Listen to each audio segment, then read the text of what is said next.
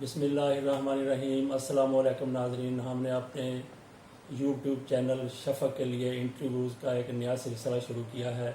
اس حوالے سے آج ہمارے ساتھ پہلا انٹرویو ہم کر رہے ہیں حافظ محمد عمران صاحب کے ساتھ۔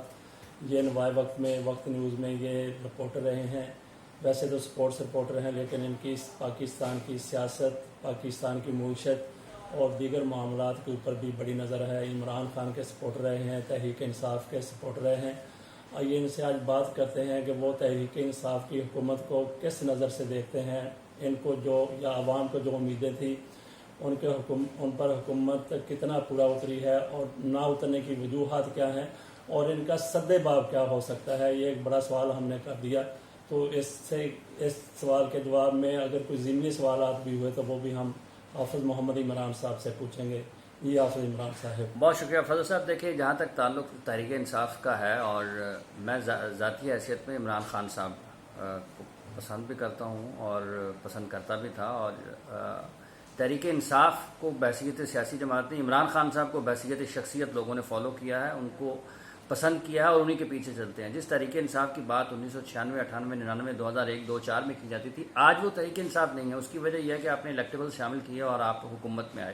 جیسے تیسے حکومت تو بن گئی، لیکن اب سوال پیدا ہوتا ہے کہ جو 22 سال کی جدوجہد تھی اور جو ایک نعرہ تھا عوام کے لیے تبدیلی کا، آج اس تبدیلی کو جب ہم دیکھتے ہیں تو عملی طور پر وہ تبدیلی نظر نہیں آتی جس میں ریاست مدینہ کا فلاحی تصور پیش کیا جاتا ہے۔ بہت ساری چیزیں ایسی ہیں جن کے اوپر بہت لمبی بحث کی جا سکتی ہے، لیکن اگر ہم مختصر کریں تو عمران خان صاحب ڈیلیور کرنے میں ایک سال کے اندر اپنی جو ان کی پارٹی کے لوگ تھے، جو ان کو پسند کرتے تھے، جنہوں نے ان کو ووٹ کیا ہے، اس ووٹر کو متاثر کرنے میں، اپنے ساتھ جوڑے رکھنے میں اور اس کو متحرک کرنے میں کہ وہ پارٹی کے ساتھ رہے اور آگے چلے اور تحریک انصاف کی اس حکومت کو سپورٹ کرتا ہوا نظر آئے، اس میں وہ مکمل طور پر ناکام نظر آتے ہیں۔ اس کی وجہ کیا ہے؟ وجہ اس کی یہ ہے سر کہ تبدیلی کا نعرہ تھا، اور یہ نعرہ تھا کہ عوام کو کی زندگی آسان ہوگی، لیکن آج بھی جب ہم بیٹھے بات کر رہے ہیں تو مرغی کا گوشت بھی 350 کے قریب پہنچ گیا ہے، اور جب آپ پرچون تھوک ریٹ سے نکل کے پرچون میں آتے ہیں تو وہاں پر آپ کو یہ نہیں کہہ سکتے کہ اس کا وزن بالکل ٹھیک ملے گا، وزن بھی کم ہوگا، قیمت بھی بڑھ جائے گی۔ اسی طرح سے آپ دیکھیں کہ کریلے، آپ کو پتہ ہوگا، آپ پنجاب یہ تو جن آپ کی باتیں ٹھیک ہیں کہ مہنگائی بڑی ہوئی ہے، باقی معاملات بھی زیادہ اتنے بہتر نہیں ہوئے جتنی امید تھی، تو اب ان کا سد باب کیا ہو سکتا ہے؟ اس حکومت کو کیا کرنا چاہیے لوگوں کا اعتماد حاصل کرنے کے لیے؟ ذرا اس کے اوپر مختصر صاحب۔ دیکھیں جی، آپ آج پیٹرول 113 سے 80 روپے پہ لے آئیں، عوام کا اعتماد بحال ہو جائے گا۔ آج چینی کی قیمت 100 روپے سے 60 روپے پہ لے آئیں، عوام کا اعتماد بحال ہو جائے گا۔ آپ آٹے کا تھیلا 5 کلو کا ہے 280 روپے کا، آپ اس کو لے کے آئیں 250 روپے پہ، عوام کا اعتماد بحال ہو جائے گا۔ آپ آلو 60 روپے کلو بیچ رہے ہیں، آپ اس کو لے کے آئیں 30 روپے کے اوپر، 20 روپے کے اوپر، عوام کا اس کا اعتماد بحال ہو مطلب جائے یہ گا۔ ہے کہ حکومت کو پھر سبسڈی دینی چاہیے۔ سبسڈی کس طریقے سے دے سکتی ہے جب معیشت کی حالت حکومت کے بقول اتنی درگردوں ہے کہ معاملات ویسے سادہ طریقے سے چلتے نظر نہیں آ رہے؟ اب اس کا حکومت کچھ نہیں کر سکتی، تو حکومت 22 میں سے 11 کروڑ کو سمندر میں پھینک دے، معیشت بھی ٹھیک ہو جائے گی، خرچے کم ہو جائیں گے، ٹھیک ہے، اور حکومت کے اوپر بوجھ بھی کم ہو جائے گا۔ اگر معیشت کمزور ہے تو حکومت کو یہ علم نہیں تھا لوگوں کو حکومت میں آنے سے پہلے، جب وہ حکومت کے لیے لوگوں سے کہہ رہے تھے کہ ہمیں لایا جائے، ہم اس کو بدل دیں گے، ہم تمام پاکستان کو بدل دیں گے، یہ آپ کو معیشت کی خرابی کا، اس کی کمزوری کا، اس کے قرضوں کا علم حکومت میں آنے سے پہلے بھی تھا۔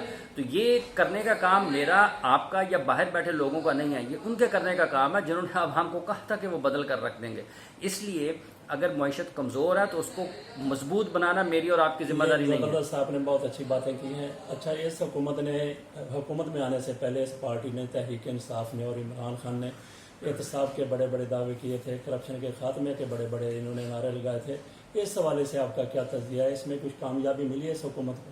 ہاں بالکل، اس کرپشن کے نعرے نے اور اس احتساب کے عمل نے جتنا تباہ کن اثرات پاکستان کے معاشرے پر چھوڑے ہیں، وہ لوگ جو کرپشن نہیں کرتے تھے وہ بھی کرپشن کرنے پر مجبور ہو گئے ہیں۔ اس احتساب کے عمل نے، جس سے جو لوگ جن کے بارے میں کہا گیا تھا کہ انہوں نے بہت پیسے لوٹے ہیں، ملک کا خزانہ خالی کر دیا، ان سے تو 1 روپیہ آپ واپس نہیں لے سکے، لیکن جو سادہ لوگ ہیں، جو سفید پوش لوگ ہیں، ان کے پاس جو جمع پونجی تھی وہ خرچوں کی صورت میں کم ہونی شروع ہو گئی ہے، اور وہ سوچ رہے ہیں کہ ہم اپنی زندگی گزارنے کے لیے جو مناسب ذرائع ہیں، اگر ان سے پیسے نہیں ملتے ہیں تو ہم کس طرح سے قانونی یا غیر قانونی طریقے سے پیسے اکٹھے کریں اور اپنا کاروباری زندگی چلائیں.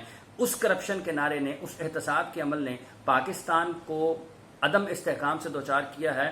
نواز شریف صاحب نے اگر اربوں لوٹے ہیں، خربوں لوٹے ہیں، زرداری صاحب نے لوٹے ہیں، سارے سیاستدانوں نے لوٹے ہیں، تو سر وہ واپس لانا کس کی ذمہ داری ہے؟ وہ میری اور آپ کی یا عوام کی ذمہ داری تو نہیں ہے. عوام نے تو آپ کو ووٹ لا کر ایوان میں پہنچا دیا، حکومت دے دی. اس کے جواب نے آپ نے عوام کو کیا دیا؟ میں نے ووٹ دیا، آپ نے ووٹ دیا، کروڑوں لوگوں نے ووٹ دیے، لاکھوں لوگوں نے ووٹ دیے.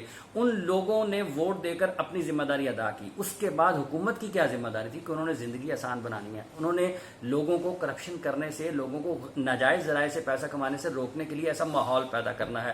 ہم نے اپنی ذمہ داری پوری کر دی، عوام نے اپنی ذمہ داری پوری کر دی. جو ذمہ داری تحریک انصاف کی حکومت تھی وہ اس ذمہ داری کو پورا کرنے میں ناکام رہی ہے، اور اس ناکامی کی وجہ ہے کہ آج آپ سڑکوں پہ نکل جائیں تو لوگ آپ سے متنفر ہیں. لوگ یہ چاہتے ہیں کہ آپ ہماری جان چھوڑ دیں. لوگ اس نظام سے ہی نہیں، لوگ اس پورے کے پورے سیاسی نظام سے، اس سے جڑے لوگوں سے متنفر ہیں. ان کا بس نہیں چل رہا ہے کہ وہ کس طرح سے ان سے جان چھڑائیں اور کس طرح سے ان کو اپنے ملک سے اور اپنے سر سے اتار کر نیچے پھینکیں. وہ تمام لوگ جو پاکستان کی فیصلہ سازی میں شریک ہیں، جن کے بہت گہری جڑیں ہیں پاکستان میں اور جن کے بہت گہرے مفادات ہیں پاکستان میں، وہ یہ سوچیں کہ پاکستان کا مسئلہ کیا ہے. کرپشن اگر پاکستان کا مسئلہ ہوتی تو چند لوگوں کے گرفتار کرنے سے پاکستان کے مسائل حل ہو چکے ہوتے. اگر پیسہ لوٹنا پاکستان کا مسئلہ ہوتا تو ان لوگوں کی گرفتاری سے، ان لوگوں کو سزا دینے سے پاکستان میں وہ مسائل حل ہو چکے ہوتے. سر یہ تمام چیزیں ساتھ چلتی ہیں. آپ کا ڈالر 160 سے اوپر چلا گیا ہے، آپ کی قوت خرید لوگوں کی کم ہو گئی ہے. آپ نے لوگوں کو مجبور کر رہے ہیں کہ وہ ناجائز ذرائع سے پیسے کمائیں. آپ نے لوگوں کو یہ کہا تھا کہ آپ احتساب کریں گے اور لوگوں کو محمد عمران صاحب آپ یہ بتائیے کہ آپ تو مایوس لگتے ہیں اس حکومت سے، اس حکومت کی کارکردگی سے. صرف آپ ہی نہیں اور بہت سے لوگ جو سپورٹر تھے تحریک انصاف کے، وہ بھی کوئی مطمئن نہیں ہے. تو کیا یہ حکومت اتنے ان کے معاملات ان کے دگرگوں ہو گئے ہیں، بگڑ گئے ہیں کہ ان کو چھوڑ کے، ان کو الگ کر کے، ان کو نکال کے لوگ کیا چاہتے ہیں کہ آصف علی زرداری کا دور آ جائے یا میاں نواز شریف کا دور آ جائے؟ اس کے اوپر 2 لائنوں میں آپ بات کر دیجیے. لوگ یہ چاہتے ہیں کہ ان کی زندگی آسان ہو. ان کو پیٹرول 70 روپے ملے، چینی 50 روپے ملے، آلو 20 روپے ملے، پیاز 30 روپے ملے. ٹھیک ہے، ان کے بچوں کے لیے سستی تعلیم ملے، ان کو سڑکوں کے اوپر خوار نہ ہونا پڑے، جو بھی آ جائے. سر عوام ریاست کے جو شہری ہیں ان کا سب سے پہلا بنیادی جو ان کی چیز ہے وہ ان کو اشیاء خرد و نوش ملنی ہے، ان کے بچوں کو سستی تعلیم ملنی ہے، ان کو کالا چور دے کے آ کے دے. ان کو اس سے غرض نہیں ہوتی ہے. میرا اور آپ کا اور عام لوگوں کا جو 20,000 30,000 40,000 کماتے ہیں سر، ان کا یہ کنسرن نہیں ہوتا ہے کہ حکومت کون کر رہا ہے. ان کو ان کی توقع ہوتی ہے اور ان کا مسئلہ یہ ہوتا ہے کہ ان کو کھانے کو مل رہا ہے یا نہیں مل رہا. یہ احتساب کی بات کرنا، احتساب کے لیے کیمپین چلانا، مہم چلانا اور لوگوں کو متحرک کرنا، یہ میرا اور آپ کا اور عام لوگوں کا مسئلہ نہیں ہے. یہ جو بڑے لوگ ہیں جن کو پتہ ہے کہ کرپشن ہوتی ہے، کون کرتا ہے، کیسے کرتا ہے، یہ ان کا مسئلہ ہے. حصہ جو تقسیم ہے وہ درست کریں، اور جو لوگوں کی زندگی ہے، لوگوں کو اس سے کوئی غرض نہیں ہے کہ زرداری صاحب وزیر اعظم ہے، عمران خان وزیر اعظم ہے، یا لوگوں کو اس سے نہیں ہے کہ سراج الحق وزیر اعظم ہے، یا ANP والے بیٹھے ہوئے ہیں، یا فضل الرحمان صاحب بیٹھے ہوئے ہیں. لوگوں نے یہ دیکھنا ہے کہ سر ہماری زندگی میں آسانی کیسے پیدا ہو سکتی ہے، اور وہی حکومت کامیاب ہوتی ہے جو ریاست کے شہریوں کی، جو عوام کی زندگی کو آسان کرتی ہے. نعروں سے، باتوں سے اور وعدوں سے پیٹ نہیں بھرا کرتے. بچے پلتے پوستے نہیں ہیں، ان کی نشو و نما نہیں ہوتی ہے. ان کی نشو و نما کے لیے کھانا پینا، اچھا ماحول، پرسکون ماحول ضروری ہے. وہ کوئی بھی مہیا کرتا ہے، کوئی بھی فراہم کرتا ہے.